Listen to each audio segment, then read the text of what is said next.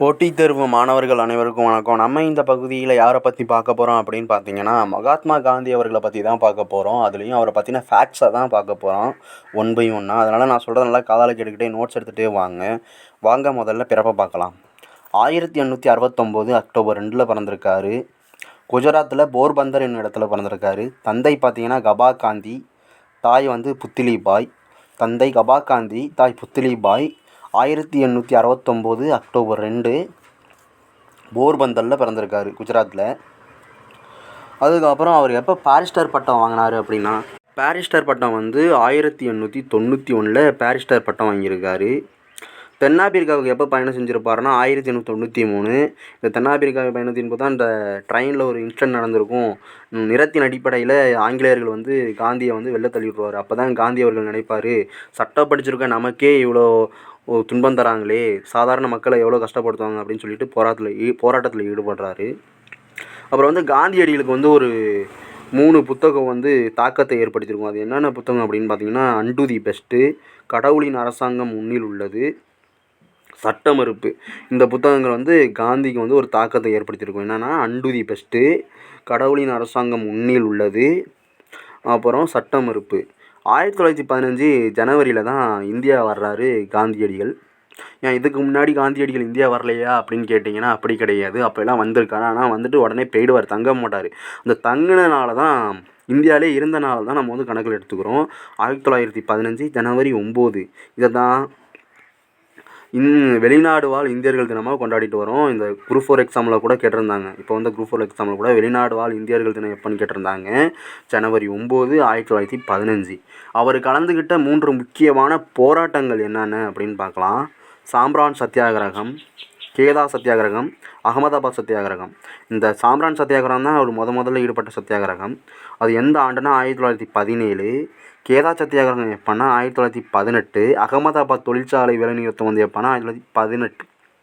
இந்த சாம்ரான் சத்தியாகிரகம் மட்டும்தான் 1917. இந்த கேதா சத்தியாகிரகம், அகமதாபாத் போராட்டம் எல்லாமே 18 தான்.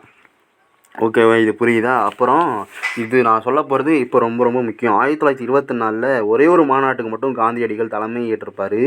அது எங்கே நடந்த மாநாடு அப்படின்னு பார்த்தீங்கன்னா பெல்காம். இது அடிக்கடி எக்ஸாமில் கேட்டிருக்காங்க, டிஎன்பிசி எக்ஸாம்லாம். இதை எப்போதுமே நீங்கள் மறக்கக்கூடாது.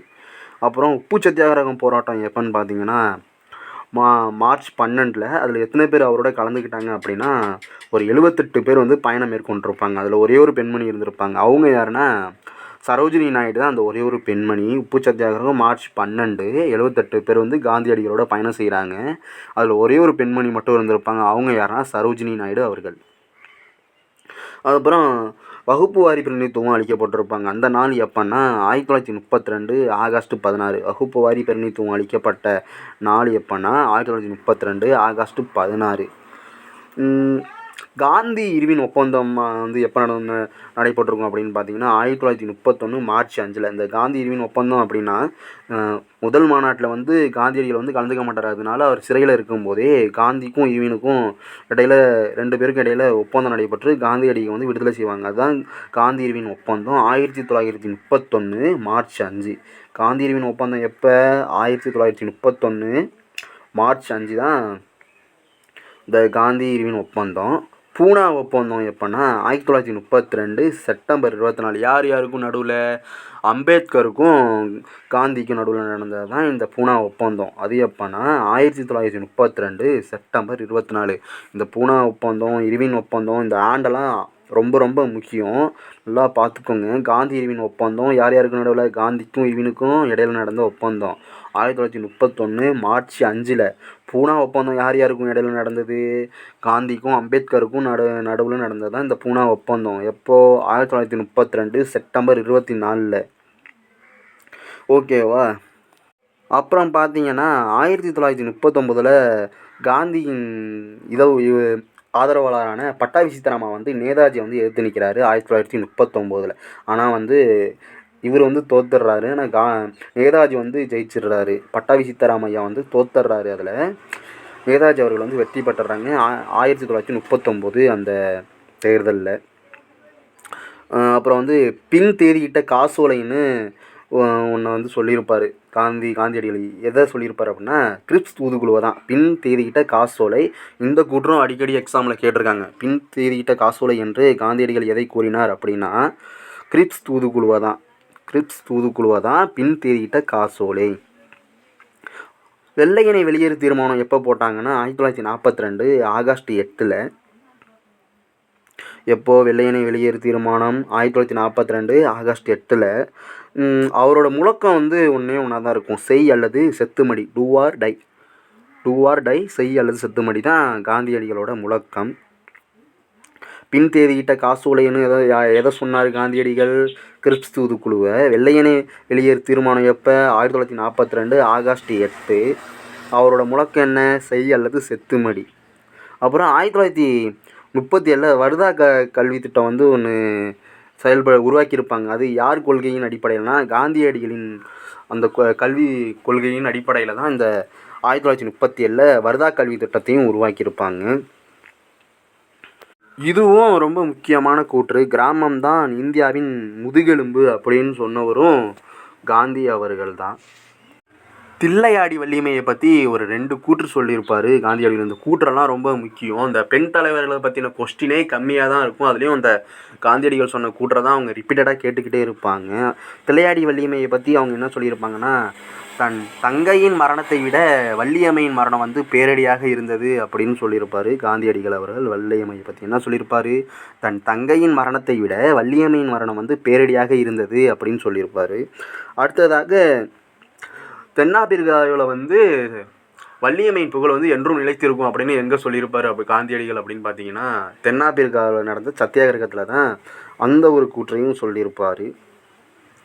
அதுக்கப்புறம் தென்னாட்டு ஜான்சி ராணின்னு காந்தியடிகள் வந்து யாரை கூறினாங்க அப்படின்னு பார்த்தீங்கன்னா, கடலூர் அஞ்சலை அம்மாளை. இதுவும் அடிக்கடி கேட்டிருக்காங்க.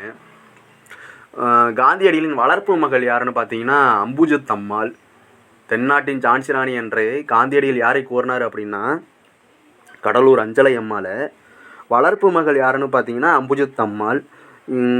யாரை அழைச்சிட்டு போய் பெயர் மாற்றம் பண்ணி வர்தாவில் உள்ள ஒரு ஆசிரமத்தில் படிக்க வச்சாங்க அப்படின்னு பார்த்தீங்கன்னா, இந்த கடலூர் அஞ்சலை அம்மாளோட மகளான அம்மா கண்ணுவை போய் அழைச்சிட்டு போய் தான் காந்தி. இவங்க 2 பேரும் யார்?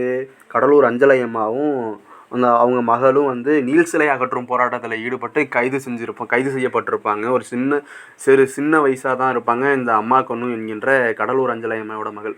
அந்த அம்மா கண்ணுவை அழைச்சிட்டு போய் தான் வர்தாவில் உள்ள படிப்பக ஆசிரமத்தில் சேர்த்து லீலாவதி என்ற ஒரு பெயர் மாற்றம் செஞ்சு படிக்க வச்சுருப்பார். எந்த பெயரில் வந்து படிக்க வச்சுருப்பார் அப்படின்னு பார்த்தீங்கன்னா லீலாவதி. இதுவும் ரொம்ப ரொம்ப முக்கியம்.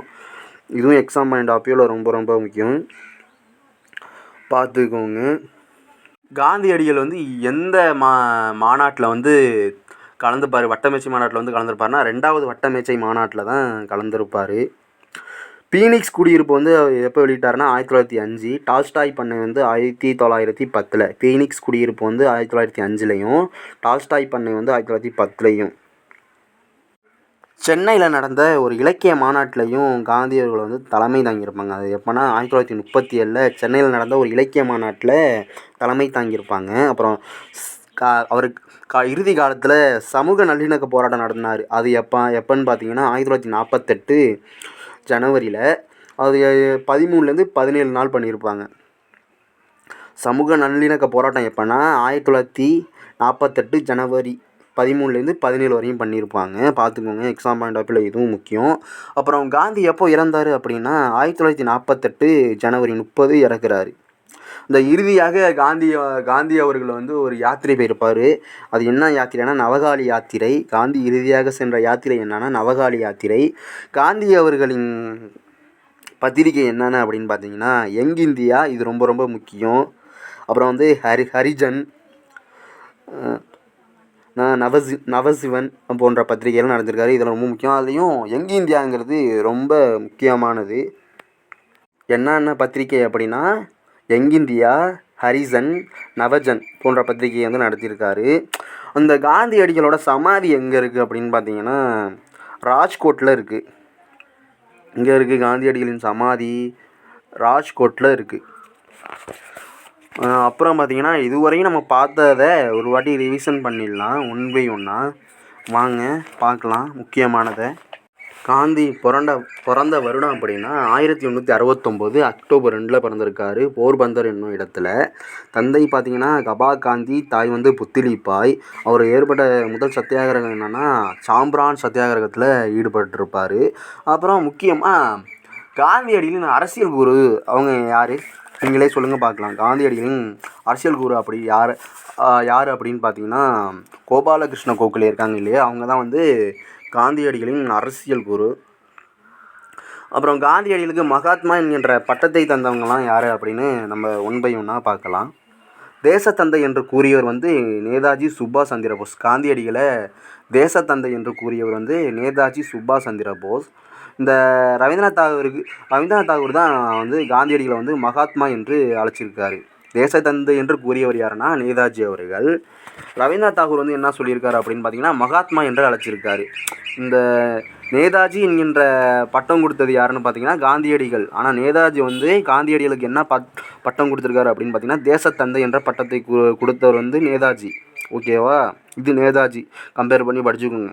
ரவீந்திரநாத் தாகூர் தான் மகாத்மா காந்தி என்று கூறியவர் வந்து ரவீந்திரநாத் தாகூர். ஓகேவா, இந்த அரசியல் குரு தான் கோபாலகிருஷ்ண கோகலே. இந்த அரசியல் குருவை பற்றி கோபாலகிருஷ்ண கோகலே இருக்காங்களா, அவரை பற்றியும் காந்தியடிகள் வந்து ஒரு கூற்று சொல்லியிருப்பார். என்னென்னா ஆட்டுக்குட்டி போல்